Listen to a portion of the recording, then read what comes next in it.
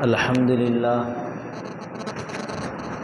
لله الذي كفى والصلاة والسلام على عباده الذين اصطفى ما بعد فقد قال الله تبارك وتعالى في القرآن العظيم وفي فرقان الحميد فأعوذ بالله من الشيطان الرجيم بفضل بسم الله الرحمن الرحيم بأي ذنب قتلت صدق الله العليم وقال نبينا وحبيبنا رسول الله صلى الله عليه وسلم استوصوا بالنساء خيرا أو كما قال عليه الصلاة والتسليم سبحانك لا علم لنا إلا ما علمتنا إنك أنت العليم الحكيم رب اشرح لي صدري ويسر لي أمري واحلل عقدة من لساني يفقهوا قولي اللهم صل على سيدنا محمد وعلى آل سيدنا محمد وبارك وسلم عليه. அல்ஹம்துலில்லாஹ், அல்லாஹ்வினுடைய மிக பெரும் கிருபையினால் பாக்கியம் மிகுந்த ரமலானுடைய மாதத்திலே தராவிய தொழுகையை நிறைவு செய்துவிட்டு அமர்ந்திருக்கிறோம். அல்லாஹு ஜல்ல ஷானு வ தஆலா இன்றைய நாளில் தரக்கூடிய அனைத்து விதமான பாக்கியங்களுக்கும் சொந்தக்காரர்களாக நம் அனைவரையும் ஆக்கியர்கள் புரிவானாக. ஆமீன். அன்பானவர்களே, நம்முடைய இன்றைய சிந்தனைக்கு பேண வேண்டிய பெண்ணியம் என்கின்ற தலைப்பிற்கு கீழாக சில செய்திகளை நாம் பார்ப்பதற்கு இருக்கிறோம். முதலாவதாக, பெண்ணியம் என்றால் என்ன என்பதை குறித்துண்டான தெளிவை நாம் பெற்றுவிட்டோம் என்று சொன்னால், நாம் எதை குறித்து பேசுவதற்கு இருக்கிறோம் என்பதை நம்மினால் புரிந்து கொள்ள முடியும். பெண்ணியம் என்றால் பெண் சமுதாயத்தினுடைய பாதுகாப்பிற்கு மேம்பட்ட நலத்திட்டங்களையும் பெண் சமுதாயத்தினுடைய ஒடுக்குமுறைக்கு எதிரான ஒரு புரட்சி திட்டங்களையும் கொண்டிருக்கக்கூடிய ஒன்றுக்கு தமிழிலே பெண்ணியம் என்பதாக சுட்டி காண்பிப்பார்கள். அந்த அடிப்படையில் பார்த்தால், இந்த பெண்ணியத்தை குறித்து பேசுவதற்கு இந்த உலகத்திலேயே மார்க்கம் என்ற அடிப்படையில் இந்த தீனுல் இஸ்லாத்திற்கு தான் முழுமையான உரிமை இருக்கிறது என்பதாக நம்மினால் புரிந்து கொள்ள முடியும். சமீபத்திலே சென்ற வாரத்தில் கூட சேலத்திலே இருக்கக்கூடிய ஒரு மருத்துவமனை வயிற்றிலே இருக்கக்கூடிய குழந்தையின் சிசுவின் பாலினத்தை அறிவித்த காரணத்தினால் சீல் வைக்கப்பட்டது, கவர்மெண்டினால் அரசாங்கத்தினால் நடவடிக்கை எடுக்கப்பட்டது என்பதாக நாம் பார்க்கிறோம். முதலில் ஏன் இந்த தடை சட்டம் என்பதையும் நாம் புரிய வேண்டும். 1994 தான் பெண் சிசு கொலைக்கு எதிராக இருக்கக்கூடிய பாலினத்தை அறியுதல், வயிற்றில் இருக்கும்போது இந்த என்ன குழந்தை அப்படின்றத அறியக்கூடிய அந்த இதை அதெல்லாம் அறியக்கூடாது என்பதாக தடை சட்டத்தை போட்டார்கள். இது எல்லா மகப்பேறு மருத்துவமனைகளிலும் இன்றும் கூட காணப்படுகிறது. எல்லா மருத்துவமனைகளிலேயும் இருக்கும். மகப்பேறு மருத்துவமனை, பிரசவம் பார்க்கக்கூடிய மருத்துவமனைகளில் 1994 சட்டத்தின்படி வயிற்றில் இருக்கக்கூடிய சிசுவின் பாலினத்தை அறிவது சட்டப்படி குற்றம். எனவே மருத்துவர்களிடத்திலே அந்த பாலினத்தை குறித்து கேட்பதோ அல்லது மருத்துவர்கள் அந்த பாலினத்தை அறிவிப்பு செய்வதோ தண்டனைக்குரியதாக இருக்கும் என்பதாக போட்டிருப்பாங்க. இது எதை சுட்டி காண்பிக்கிறது என்று சொன்னால், ஒரு சமுதாயம் பெண்ணினத்தின் மீது கொண்டிருந்த ஒரு மிகப்பெரிய ஒரு வக்கிர புத்தியை வெளிப்படுத்தி காண்பிக்கக்கூடியதாக இருக்கிறது. பெண் குழந்தை பிறந்தாலேயே அதை மோசமாக பார்க்கக்கூடிய, துச்சமாக கருதக்கூடிய, அதை இடுக்காக நினைக்கக்கூடிய ஒரு பாங்கு என்பது தமிழகத்தில் மட்டுமல்ல, உலகளாவிய அடிப்படையில் இருந்து கொண்டிருந்தது. அது மத ரீதியாக இருக்கலாம், சமூக ரீதியாக இருக்கலாம், எல்லா இடங்களிலேயும் இது சர்வசாதாரணமாக இருந்து கொண்டது. நம்முடைய தமிழகத்தை பொறுத்தவரையிலும் அது ஒரு கள்ளிப்பாலை கொடுத்து இறக்க வைக்கக்கூடியது, ஒரு அரளி விதையை அரைத்து அந்த குழந்தைக்கு ஊட்டி இறக்க வைப்பது என்பதாக இருந்தாலும், ரசூலுல்லாஹி ஸல்லல்லாஹு அலைஹி வஸல்லம் அவர்கள் அரபுடைய காலகட்டத்திலே அரபுலக மக்களிடத்திலே அது வேறு விதமாக இருந்தது. பெண் குழந்தை பிறந்தது என்று சொன்னால் அதை அப்படியே மண்ணிலே போட்டு புதைக்கக்கூடியவர்களாக இருந்தார்கள்.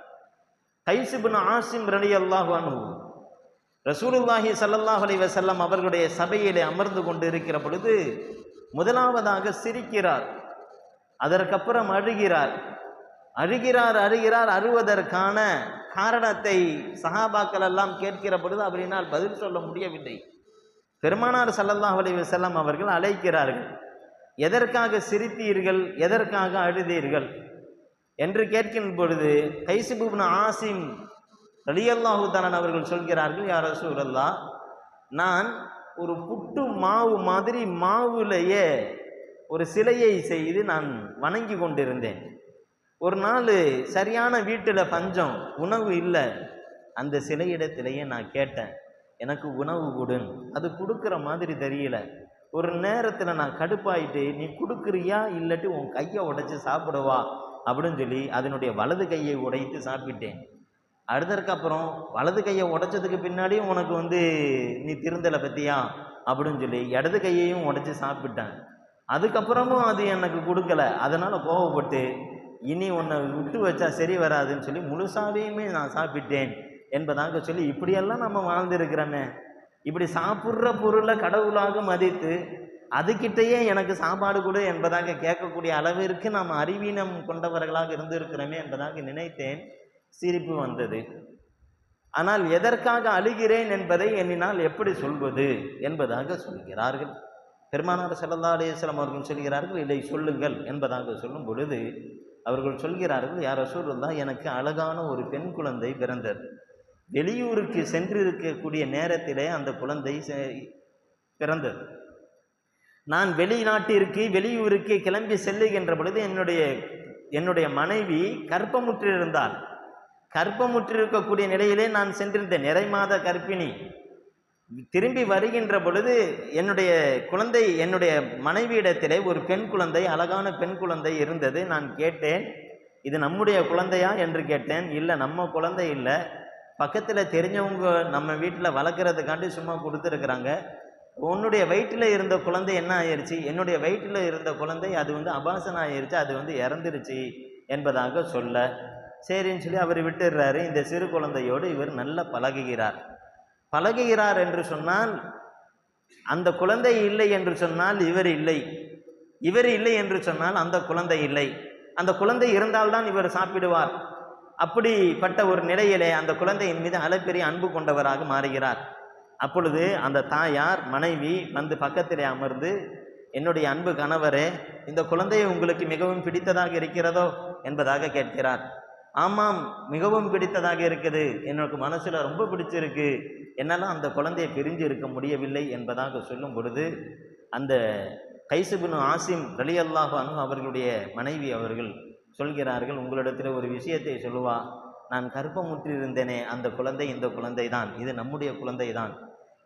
இது நம்முடைய குழந்தை என்பதாக சொன்னால் குலப்பெருமையை நீங்கள் கருத்திலே கொண்டு இந்த குழந்தையை ஏதேனும் செய்து விடுவீர்களோ என்ற அச்சத்தில்தான் இது வேறு ஒருவருடைய குழந்தை வளர்ப்பிற்காக நம்மிடத்தில் கொடுத்திருக்கிறார்கள் என்பதாக நான் சொன்னேன், என்னை மன்னித்து விடுங்கள் என்பதாக சொல்கிறார். இதா புஷிர அஹதுஹும் பில் உன்சா, பெண் குழந்தை பிறந்திருக்கிறது என்பதாக சுப செய்தி சொல்லப்பட்டால், லல்ல வஜுஹு, அவருடைய முகமெல்லாம் அப்படியே கருத்து, அதை மெல்ல முடியாமல் விழுங்க முடியாமல் அவர்கள் அப்படியே மாறி போகக்கூடிய ஒரு காட்சியை நீங்கள் பார்க்க முடியும் என்பதாக அல்லாஹ் தஆலா சொல்லுவான். அதுபோன்று அவருடைய முகம் மாறுகிறது. அவருக்கு அன்று இரவெல்லாம் தூக்கம் இல்லை. நம்முடைய வீட்டிலே ஒரு பெண் குழந்தை பிறந்து விட்டதே, 4 பேர் கேட்டால் நாம் என்ன சொல்கிறது என்பதாக நினைத்தவர் அடுத்த நாள் காலை வெளியிலே நான் குழந்தையை அழைத்து கொண்டு செல்கிறேன் என்பதாக கொண்டு செல்கிறார். யாரும் இல்லாத இடத்திலே சென்று குழியை தோண்டுகிறார். குழியை தோண்ட அந்த குழந்தையும் ஏதோ தன்னுடைய தந்தை நம்மிடத்தில் விளையாண்டு கொண்டிருக்கிறார் போலும் என்பதாக நினைத்து அந்த குழந்தையும் நின்று கொண்டிருக்கிறது. கடைசியாக அவருடைய தாடியிலே ஒட்டி இருக்கக்கூடிய அந்த மண்ணையும் கூட அந்த குழந்தை தட்டி விடுகிறது. கடைசியாக அந்த குழந்தையை குழிக்குள்ளாக இறக்குகிறார். குழிக்குள்ளாக இறக்குகிறார். இறக்கிவிட்டு கொஞ்சம் கொஞ்சமாக மண்ணை போடுகிறார். மண்ணை போட்டு விளையாடுவது என்பது அன்றைய காலத்தில் இருந்துச்சு. ஒரு கால் வரையிலும் மண்ணை போடுறது, மண்ணை புதைக்க வைக்கிற மாதிரியான இது பண்ணுறது, இடுப்பு வரையிலும் புதைக்க வச்சு விளையாடுவது. அந்த குழந்தையும் அதுபோன்றுதான் விளையாடுகிறார்களோ என்பதாக நினைத்த வண்ணமாக நின்று கொண்டிருந்தது. கடைசியாக கழுத்தை அந்த மண்ணு அடைக்கின்ற பொழுது அந்த குழந்தையினால் மூச்சு விட முடியவில்லை. தன்னுடைய தந்தையை பார்த்து ஏங்குகிறது. தந்தையே, என்னை வெளியே எடுத்து விடுங்கள், என்னால் மூச்சு விட முடியவில்லை, எனக்கு ரொம்ப மிகவும் கஷ்டமாக இருக்கிறது, என்னை வெளியிலே எடுத்து விடுங்கள் என்பதாக சொல்ல சொல்ல அவர் மண்ணை போட்டு கொண்டே இருக்கிறார். அப்பொழுது அந்த குழந்தைக்கு தெரிகிறது, நம்முடைய தந்தை கொல்வதற்காக தான் இந்த வேலையை செய்து கொண்டிருக்கிறார் என்பதாக. தன்னுடைய தந்தையிடத்தில் உயிர் பிச்சை கேட்கிறது. தந்தையே, என்னை விட்டு விடுங்கள், நான் எங்காவது சென்று பொழைத்துக் கொள்கிறேன், நான் எங்காவது ஓடிவிடுகிறேன், நான் எங்காவது எப்படியாவது வாழ்ந்து விடுகிறேன், என்னை அப்படியே விட்டு விடுங்கள் என்பதாக சொல்ல சொல்ல அந்த குழந்தையை முழுவதுமாக நான் மூடினேன். மூடிவிட்டு நான் வந்துவிட்டேன். யா ரசூலுல்லாஹ், இப்பொழுது நான் அதை நினைத்து பார்க்கிறேன். அல்லாஹு தாலா மறுமையிலே பி ஐயி ரம்பின் குத்திலத், இவ்வாறு கொலை செய்யப்பட்ட, அபாசன் செய்யப்பட்ட அந்த குழந்தைகளை அல்லாஹு தாலா அழைத்து அல்லாஹு தாலா அந்த குழந்தையிடத்திலே கேட்பான், பி ஐயி ரம்பின் குத்திலத், நீ எதற்காக கொலை செய்யப்பட்டாய் என்பதாக கேட்பான். அப்பொழுது அந்த குழந்தை, என்னுடைய ரப்பே, எனக்கு தெரியவில்லை, என்னுடைய தாயிடத்திலே கேள், என்னுடைய தந்தையிடத்திலே கேள் என்பதாக சொல்ல, அந்த தாய்க்கும் தந்தைக்கும் அதற்குண்டான பதிலை சொல்லாத வரையிலும் நீங்கள் சுவனத்திற்குள்ளாக அடியெடுத்து வைக்க முடியாது என்கின்ற அந்த செய்தியை ரசூலுல்லாஹி ஸல்லல்லாஹு அலைஹி வஸல்லம் அவர்கள் அந்த ஆயத்திற்கு கீழாக சொல்லக்கூடிய அந்த விஷயத்தை கேட்டுவிட்டு அவர்கள் தேம்பி எழுகிறார்கள். நான் என்னுடைய குழந்தையை எந்த முகத்தை வைத்து கொண்டு நான் சந்திப்பேனோ, மறுமையிலே சந்திப்பேனோ என்பதாக இருக்கக்கூடிய நிலை உலகம் முழுக்க இருந்தது. பெண் குழந்தை என்று சொன்னால், ஒரு பெண் என்று சொன்னால் ஒரு காட்சி பொருளாக, அவளுடைய அங்கங்களை ரசிக்கக்கூடிய மிருகங்களாக, அல்லது ஒரு பெண்ணை தன்னுடைய உபயோகத்திற்கு, தன்னுடைய இச்சைக்கு, தன்னுடைய தேவைக்கு மட்டுமே பயன்படுத்தக்கூடிய உபயோக பொருளாக, போக பொருளாக தான் பார்த்து கொண்டிருக்கக்கூடிய இந்த சமுதாயத்தில் அருமை பெருமானார் ஸல்லல்லாஹு அலைஹி வஸல்லம் அவர்கள் இந்த சமுதாயத்தினுடைய மிகப்பெரிய அஸ்திவாரமாக பெண் சமுதாயத்தை எடுத்து காண்பித்தார்கள் என்று நாம் பார்க்கிறோம்.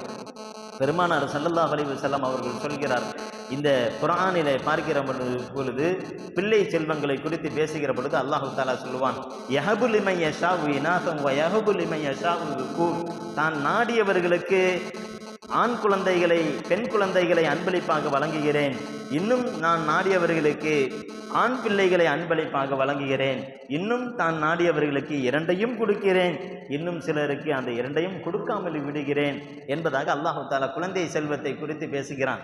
இங்கே கவனிக்க வேண்டிய விஷயம் என்னவென்று சொன்னால், அல்லாஹ்வினுடைய அன்பளிப்பு என்பதாக சொல்வதற்கு முதலாவது தகுதி ஆண் குழந்தைக்கு இருக்கிறதா, பெண் குழந்தைக்கு இருக்கிறதா என்று சொன்னால், அல்லாஹு தஆலா பெண் குழந்தையை இங்கு சுட்டி காண்பிக்கிறான். முதலாவதாக சொல்லக்கூடிய ரப்புல் ஆலமீன் வார்த்தை யஹபு லிமன் யஷாஉ இனாஸா, பெண் குழந்தையை அல்லாஹு தஆலா அன்பளிப்பாக கொடுக்கிறான் என்பதாக ரசூலுல்லாஹ் அல்லாஹு ஜல்ல ஷானு தஆலா சொல்கிறார். பெருமானார் ஸல்லல்லாஹு அலைஹி வஸல்லம் அவர்கள் சொல்கிறார்கள், யாருக்கு பெண் குழந்தைகள் 2 குழந்தைகளோ அல்லது ஒரு குழந்தைகளோ இருந்து ஃபஹ்ஸன இலைஹின்ன, அந்த குழந்தைகளுக்கு நல்ல ஒழுக்கங்களை போதித்து கொடுக்கிறார்களோ, குன்ன லஹுன்ன சத்ரும் மினன்னார், குன்ன லஹு சத்ரும் மினன்னார், அந்த பெண் குழந்தைகள் அந்த பராமரித்த பெற்றோர்களுக்கு நரகத்தினுடைய திரையாக மாறி போகிறார்கள் என்பதாக சொல்லி பெருமானார் ஸல்லல்லாஹு அலைஹி வஸல்லம் அவர்கள் பெண் சமுதாயத்தினுடைய பாதுகாப்பை வித்திட்டார்கள் என்பதாக நாம் பார்க்கிறோம். அன்பு பெருமக்களே, இஸ்லாத்தினுடைய அம்சங்களை நாம் பார்த்தோம் என்று சொன்னால், எல்லா விஷயத்திலையும் அல்லாஹு ஜல்ல ஷானு வ தஆலா பெண்களுக்கென்று ஒரு பக்குவமான நிலைப்பாட்டை கொண்டிருப்பதை நம்மினால் பார்க்க முடியும். ஆண்களை குறித்து அல்லாஹு தாலா பேசுகிற பொழுது மூத்த பையன்கிட்ட ஒரு பொறுப்புணர்ச்சியோட, இதெல்லாம் செய்யணும், புரியுதா, நீ தான் செய்யணும் என்பதாக ஒரு கண்டிப்போடு ஒரு உரிமையோடு பேசுவதை போன்று இருக்கும். பெண்களிடத்தில் பேசுகின்ற பொழுது ஒரு சிறிய செல்ல பிள்ளைகளிடத்தில் பேசுவதை போன்று இருக்கும். அவருடைய சட்ட முறைகளிலேயும் அல்லாஹு தாலா வகுத்திருக்கக்கூடிய நிறைய சலுகைகளை இஸ்லாம் நமக்கு காண்பிக்கிறது. குழந்தை பிறந்துடுச்சு அப்படின்னு சொன்னால் வலிமா கொடுக்குறோம். வலிமா எதற்காக கொடுக்குறோம் அப்படின்னு சொன்னால், அந்த குழந்தையினுடைய பாதுகாப்பிற்கு, அல்லாஹு தாலா இந்த வலிமாவின் மூலமாக ஒரு அக்கைக்காவை கொடுக்குறோம். குழந்தை பிறந்தவனை அக்கைக்கா கொடுக்குறோம். அந்த அக்கைக்காவை எதற்காக கொடுக்குறோம் அப்படின்னு சொன்னால் அந்த குழந்தையினுடைய பாதுகாப்பிற்காக கொடுக்குறோம். அன்பானவர்களே, இதில் பார்த்தீங்க அப்படின்னு சொன்னால் யாருக்கு ஆண் குழந்தை பிறந்ததோ அவர்களுக்கு 2 ஆடை அறுத்து அக்கைக்காவாக கொடுக்க வேண்டும். பெண் குழந்தையாக பிறந்தது என்று சொன்னால் ஒரே ஒரு ஆடு கொடுத்தால் போதும், மீதி இருக்கக்கூடிய ஆடுக்கு நான் பொறுப்பேற்றுக் கொள்கிறேன் என்கின்ற வாங்கிலே அல்லாஹு ஜல்ல ஷானு வ தஆலா ஷரியத்தினுடைய முறைகளை அமைத்து வைத்திருக்கிறான். அதே போன்று பெண் பிள்ளைகளுக்காக நாம் செலவு செய்வதென்பது நரகத்திற்கான நாம் பாதுகாப்பை ஏற்படுத்திக் கொள்வது, நல்ல வழியிலே செலவு செய்வது என்பது நரகத்திற்கான பாதுகாப்பிற்கு அது வழிவகுக்கும் என்பதையும் பெருமானார் ஸல்லல்லாஹு அலைஹி வஸல்லம் உடைய முந்தைய ஹதீஸின் மூலமாக நாம் அறிந்து கொள்கிறோம். அதுபோன்று திருமணம் முடிக்க வேண்டும் என்று சொன்னால் ஒரு பெண்மணி செலவு செய்ய வேண்டுமா, ஆண்மகன் செலவு செய்ய வேண்டுமா என்று சொன்னால் இந்த தீனுல் இஸ்லாத்தை பொறுத்தவரையிலும் ஆண் தான் செலவு செய்ய வேண்டுமே தவிர பெண்ணுக்கு மகர் கொடுத்து ஆண் திருமணம் முடிக்க வேண்டும். திருமணம் செய்வதற்கு என்ன தகுதி? ரசூலுல்லாஹி ஸல்லல்லாஹு அலைஹி வஸல்லம் அவர்கள் சொன்னார்கள், உடல் வலிமை, உடல் ஆரோக்கியம், 2வது பொருள், அந்த மகர் கொடுப்பதற்கான தகுதி உள்ளவராக இருக்க வேண்டும். இன்னும் வலிமா விருந்து, திருமணத்தினுடைய விருந்து யார் போட வேண்டும் என்பதாக ஷரியத்து சொல்கிறது என்றால் ஆணை குறித்து தான் பேசுகிறது என்றால் பெண்களுக்கு எந்த அளவிற்கு சலுகையை இந்த தீனுல் இஸ்லாம் வழங்குகிறது என்பதாக நம்ம பார்க்கிறோம்.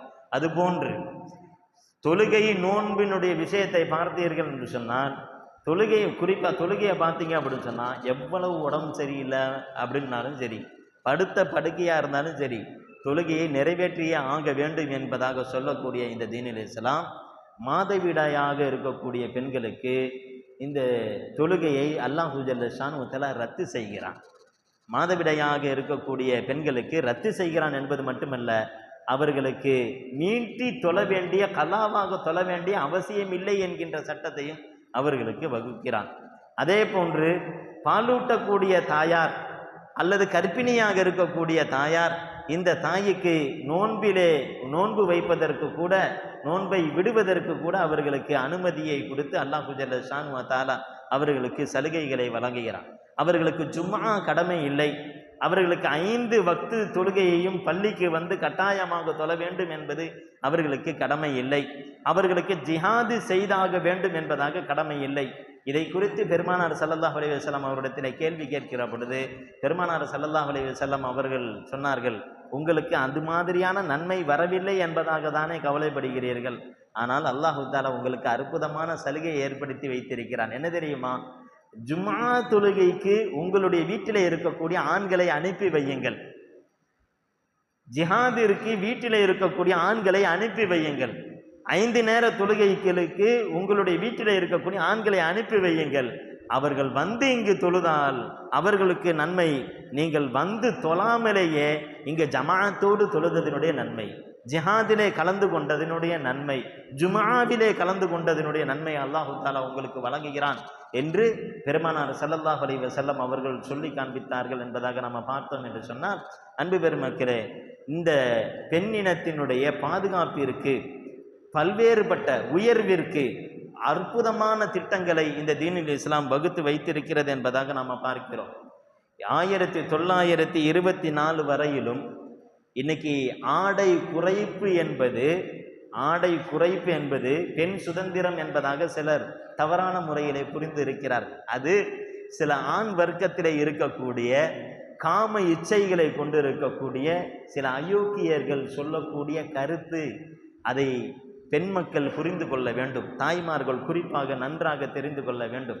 இது அயோக்கியர்கள் சொல்லக்கூடிய ஒரு ஓநாய், ஆடு நனைகிறது என்பதாக ஓநாய் கவலைப்பட்டது என்பதை போன்று ஆடை குறிப்பை சுதந்திரமாக பேசக்கூடியவர்கள் தவறான எண்ணம் கொண்டவர்கள் என்பதை நாம் கருத்தில் கொள்ள வேண்டும். அசல்ல 1924 வரையிலும் சாதாரணமான பெண்கள் தனக்கு மேலாக ஆடையை அணியக்கூடாது, மார்பகத்திற்கு மேலாக ஆடையை அணியக்கூடாது.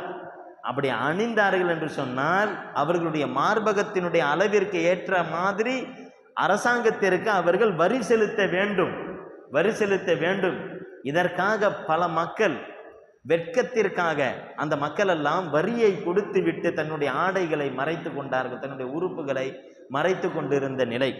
கிட்டத்தட்ட 19ஆம் நூற்றாண்டில் நாம் பார்த்தோம் என்றால் திருவிதாங்கூர் என்று இருக்கக்கூடிய இடத்திலே ஒரு பெண்மணி, நங்கேலி என்று சொல்லக்கூடிய ஒரு பெண்மணி, ஒரு கட்டத்திலே என்னுடைய உடம்பை நான் மறைப்பதற்கு நான் அடுத்தவரிடத்திலே அனுமதி கேட்க வேண்டுமா? அடுத்தவரிடத்திலே பிச்சை கேட்க வேண்டுமா? அவரிடத்திலே நான் எதற்காக நான் கெஞ்ச வேண்டும் என்பதாக சொல்லி ஒரு புரட்சியை செய்கிறார். அதற்கு எதிராக குரல் கொடுக்கிறார். அதற்காக அவர் பல்வேறுபட்ட விதத்திலே நசுக்கப்படுகிறார். அதனால் மனம் உடைந்த அந்த நங்கேலி என்கின்ற பெண்மணி வரி கேட்டு வந்திருக்கக்கூடிய அந்த நபரை திரைக்கு பின்னால் இருக்க வைத்துவிட்டு தனது 2 மார்பகங்களையும் வாழை இலையில் அறுத்து அப்படியே கொடுக்க, அப்படியே அவளுடைய இரத்தங்கள் முழுவதுமாக வெளியேறி அப்படியே இறந்து போகிறார். இதுதான் மக்களுக்கு மத்தியிலே புரட்சி ஏற்படுகிறது. நான் சொல்லக்கூடிய செய்தி தென்னகத்தினுடைய வரலாறு.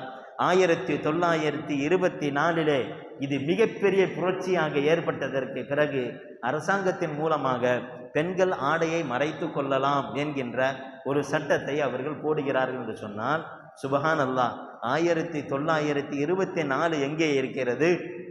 1400 ஆண்டுகளுக்கு முன்பதாகவே அல்லாஹு ஜல்ல ஷானு வ தஆலா இந்த பெண்ணினத்தினுடைய மகிமையை அற்புதமான முறையிலே காண்பித்தான்.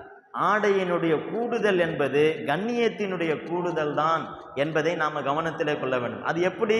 ஒரு ஆண் முழுசா ஆடையை அணிஞ்சு ஒரு டையை ஒன்று கட்டி அவனுக்கு காலையும் மறைக்கிறதுக்கு சாக்ஸையும் போட்டு எல்லாத்தையும் ஒரு சின்ன உறுப்பு கூட மறைக்க தெரியாத அளவுக்கு முழுசா மறைக்கிறது, இது கண்ணியம் என்பதாக சொல்லக்கூடிய இவன் அங்கு ஆடை குறைக்கப்பட்டு அங்கு உடல் அமைப்புகள் எல்லாம் வெளியே தெரிவது மட்டும் அது எப்படி அது கண்ணியமானதாக மாறுகிறது? நிச்சயமாக இயற்கையாக யதார்த்தமான சிந்தனையோடு நாம் பார்த்தோம் என்று சொன்னால் எந்த ஒரு மனிதனும் தன்னுடைய தாயை அலங்கோலமாக பார்ப்பதற்கு விரும்ப மாட்டான். எந்த ஒரு மனிதனும் தன்னுடைய உயர்வாக மதிக்கக்கூடிய மேரியாக இருக்கட்டும், யூத கிறிஸ்தவர்கள் மேரியாக இருக்கட்டும், அதுபோன்று மற்ற மதத்தினவர்கள் பெண் கடவுள்களை எல்லாம் உயர்வான கடவுள்களாக வைத்திருக்கிறார்கள். அந்த கடவுள்களை எல்லாம் அலங்கோலமான காட்சியில் பார்ப்பதற்கு விரும்புவது இல்லை. ஏன்? அலங்கோலமான காட்சி என்பது கண்ணியத்திற்கு மாற்றமானது என்பதை எல்லோருமே புரிந்திருக்கிறார். எல்லோருமே புரிந்திருக்கிற பொழுது இச்சையின் அடிப்படையில், காமத்தின் அடிப்படையில் தான் இது மாதிரியான சித்தாந்தங்கள் எல்லாம் சொல்லப்படுகிறது என்பதை நாம் புரிந்து கொள்ள வேண்டும். வெறுமனே ஆண்களுக்கு போட்டியாக ஆடம்பரத்திற்காக வேலைக்கு செல்வதோ அல்லது சுற்றி திரிவதோ அல்லது ஆடையினுடைய குறைபாட்டை செய்வதோ இது மட்டும் சுதந்திரம் என்பதாக நினைத்து கொண்டிருக்கிறார்கள். இது வல்ல சுதந்திரம். அல்லாஹ் தனக்கு கொடுத்திருக்கக்கூடிய கண்ணியத்தை முழுமையான முறையிலே பேணி அந்த கண்ணியமான முறையிலே இந்த தன்னுடைய திறமைகளை வெளிப்படுத்தக்கூடிய ஒரு பக்குவம் கொண்ட சமுதாயமாக இருக்க வேண்டும். இது போன்ற சமுதாயத்தை இந்த தீனுல் இஸ்லாம் கண்டிருக்கிறது, ஆரம்பத்திலிருந்தே கண்டிருக்கிறது. அன்னை ஹதீஜா ரலியல்லாஹு தஆலா அவர்கள் தான் இந்த தீனுல் இஸ்லாத்தினுடைய அஸ்திவாரம். அன்னை ஹதீஜா ரலியல்லாஹு தஆலா அவர்கள் இந்த தீனுல் இஸ்லாத்திற்காக முதலாக ஷஹீத் என்கின்ற அந்தஸ்தை அல்லாஹு தஆலா சுமையா ரலியல்லாஹு தஆலா அவர்களுக்கு தான் அல்லாஹு தஆலா கொடுத்தான். இந்த தீனுல் இஸ்லாத்தினுடைய அதிகமான சட்டங்கள் அன்னை ஆயிஷா ரலியல்லாஹு தஆலா அவர்களிடம் இருந்து தான் நாம் பெற்றுக்கொண்டிருக்கிறோம். இந்த தீனுல் இஸ்லாத்திலே நாம் குர்ஆனை ஓதி கொண்டிருக்கிறோம் என்று சொன்னால் அந்த குர்ஆன் நம்மிடத்திலே வந்து சேர்வதற்கு மிகப்பெரிய ஒரு காரணமாக அன்னை ஹப்ஸா ரலியல்லாஹு தஆலா அன்ஹா அவர்கள் இருந்து கொண்டிருக்கிறார்கள். இப்படி இஸ்லாத்தினுடைய வரலாறு முழுக்க பல்லாயிரக்கணக்கான ஹதீஸ் கலையிலே நிபுணத்துவம் பெற்ற பெண்களை நம்மினால் பார்க்க முடிகிறது. ஜுபைதா அம்மையார் 8ஆம் நூற்றாண்டிலே ஹிஜ்ரி 8ஆம் நூற்றாண்டிலே வாழ்ந்தவர்கள். அவர்கள் கிட்டத்தட்ட 15 மைல் தொலைதூரத்திற்கு ஹஜ்ஜி செய்வதற்காக வந்துவிட்டு சொல்லக்கூடிய அந்த பாலைவனத்தினுடைய பூமியிலே தண்ணீர் இருக்க வசதி இல்லை என்கிற காரணத்தினால் 15 மைல் தொலைதூரத்திற்கு கால்வாயை வெட்டினார்கள். எவ்வளவு செலவிலே, தன்னுடைய சொந்த செலவிலே அவர்கள் செலவு செய்தார்கள் பார்த்தீர்கள் என்று சொன்னால் 1,700,000 மிஸ்கால் தங்கத்தை அவர்கள் செலவாக செய்து இது அவர்கள் அவ்வளவு பெரிய புரட்சிகளை எல்லாம் ஏற்படுத்தி இருக்கிறார்கள் என்று சொன்னால், இஸ்லாம் திறமைகளுக்கு முட்டுக்கட்டு போடவில்லை, ஒழுக்கத்திற்கான சில அமைப்புகளை ஏற்படுத்தி கொடுக்கிறதே தவிர இஸ்லாத்தை குறித்து தவறான பிம்பங்கள் எல்லாம் ஏற்படுத்தப்படுகிறது. எனவே அன்பு பெருமக்களே, நம்முடைய பெண் மக்களுக்கு, நம்முடைய பிள்ளைகளுக்கு, பெண் பிள்ளைகளுக்கு இந்த தீனுல் இஸ்லாத்தினுடைய வரலாற்றை, இந்த உலகத்தினுடைய பெண்ணினத்தினுடைய வரலாற்றை, இஸ்லாம் அவர்களுக்கு கொடுத்திருக்கக்கூடிய மகிமையை, ஈமானுடைய முக்கியத்துவத்தை நாம் புரிய வைப்பதற்கு கடமைப்பட்டு இருக்கிறோம். அதுவும் இன்றைய காலகட்டத்திலே நாம் புரிய வைப்பதற்கு கடமைப்பட்டு இருக்கிறோம். அல்லாஹு ஜல்ல ஷானு வ தஆலா அப்பேற்பட்ட நன்மக்களாக நம் அனைவரையும் ஆக்கியருள் புரிவானாக. வஆகிர் தவானானில் அல்ஹம்துலில்லாஹி ரப்பில் ஆலமீன். அன்பு பெருமக்களே, இன்றைய தகவல் என்ற அடிப்படையில் வருமானத்தினுடைய, பொருளாதாரத்தினுடைய நெருக்கடி ஏற்படுகிறது, வருமானத்தினுடைய சூழல், வேலை கிடைக்காத ஒரு சூழல் ஏற்பட்டு இருக்கிறது என்று சொன்னால், வலக்கது மக்கன்னாக்கும் ஃபில் அர்லி வஜஅல்னா லக்கும் ஃபீஹா மஆயிஷ கலீலம் மா தஷ்குரூன். சூரத்துல் அராஃபினுடைய 10வது ஆயத்து, சூரத்துல் அராஃப் இதனுடைய 10வது ஆயத்து, வலக்கது மக்கன்னாக்கும் ஃபில் அர்லி வஜஅல்னா லக்கும் ஃபீஹா மஆயிஷ கலீலம் மா தஷ்குரூன் என்கின்ற ஆயத்தை ஒவ்வொரு தொழுகைக்கு பிறகும் ஒரு 100 தடவை நாம் ஓதி அல்லாஹ்விடத்தில் துஆ செய்வோம் என்று சொன்னால், வெகு விரைவாக நமக்கு வாழ்வாதாரத்திற்கான ஏற்பாடுகளை அல்லாஹு தஆலா ஏற்படுத்தி வைக்கிறான் என்பதாக அல்லாமா அஷ்ரஃப் அலி தானவி ரஹ்மத்துல்லாஹி அவர்கள் சொல்லக்கூடிய செய்தியை பார்க்கிறோம். இது வாழ்வாதாரத்திற்கு மட்டும் கிடையாது, வாலிபர்களுக்கு ஏதேனும் பள்ளியிலே அல்லது காலேஜிலே சீட்டு கிடைக்க வேண்டும் என்பதாக நினைக்கக்கூடியவர்கள் இந்த ஆயத்தை நாம் கருத்தில் கொண்டு ஓதுகின்ற பொழுதும் அது கிடைக்கிறது. அது மாதிரி ஏதாச்சும் ஒரு இடத்துக்கு போகிறோம், வாகனத்தில் போகிறோம், வாகனத்தில் ஏதாச்சும் உட்கார்றதுக்கு இடம் கிடைக்கணும் என்பதாக நினைக்கிறோம். அப்படி என்றாலும் இந்த வசனங்களை ஓதிக்கொள்வதிலே அல்லாஹு ஜல்ல ஷானு வ தஆலா மிகப்பெரிய ஒரு உதவியை செய்கிறான் என்பதாக நம்மினால் கண்கூடாக பார்க்க முடிகிறது. அல்லாஹு ஜல்ல ஷானு வ தஆலா அமல் செய்யக்கூடிய தௌஃபீக்கை நம் அனைவருக்கும் தந்தருள் புரிவானாக. சுப்ஹானல்லாஹி வ பிஹம்திஹி சுப்ஹானக்கல்லாஹும்ம